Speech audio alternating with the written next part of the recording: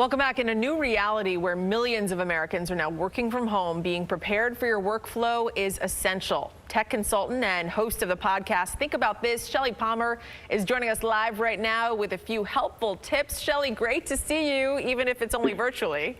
It is virtual, but it's awesome. How are you? I'm doing well. How are you doing? So far, so good. Thanks. I'm up here in Vermont, and I'm sorry I'm not down there with you, but I'm working from home like so many Americans are at this point. So look, one of the things we're trying to do is help everybody be a little bit better at working from home. A lot of people are new to it, and those who aren't new to it, we've got some tips and tricks that might be able to help you. And today we're going to talk a little bit about file storage, and we're going to talk about document workflows, because you don't think about it in your normal course of business. You just store your files. But what we've seen is that people are sending a lot more attachments in their emails because there's no more paper floating around the office. And a lot of people are leaving their files attached to their emails and just assuming that they're filed on their computer. So little pro tip here, when someone sends you an attachment, you should download it. And of course, if you do that, you should know where you put it. Most importantly, is it staying on your local computer, or is it going up to a cloud? So if you've got iCloud or Dropbox or Box, maybe that file is available to you online and it's available to your work group. And the question is, where are those files, and when you really need them, can you find them? So our best suggestion to you is to do a thing called selective sync. All of the cloud storage has capabilities, whether it's Google or Microsoft or Dropbox, one of the commercial products. All of these tools have the ability for you to selectively sync. And what that means is you keep some stuff on your local drive, and the stuff you don't use that often, you can put up in the cloud to save some storage space on your laptop or on your desktop.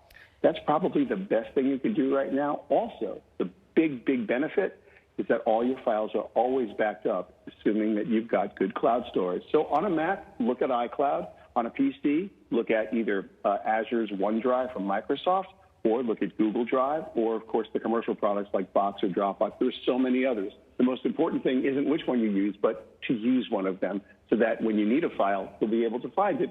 And heaven forbid your computer crashes right about now, at least all your files will be safe in the cloud.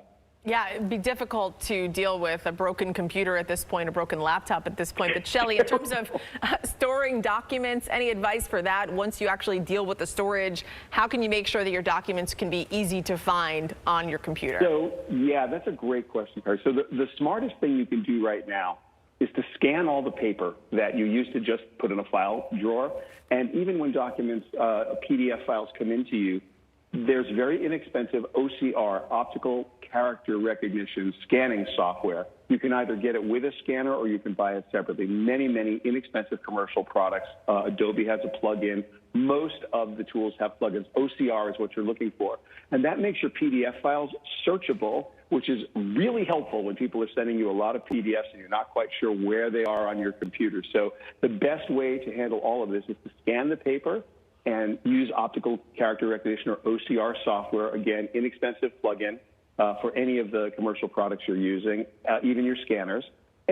Or make sure that they're in directories and named properly. A lot of people don't like to rename their files. My file format trick, year, month, day, space, and a good solid name, a good description. So when you sort, you always find it. And most importantly, it's got a good name so you can always search on it. Easier to search than it is to file. Computers are fast that way.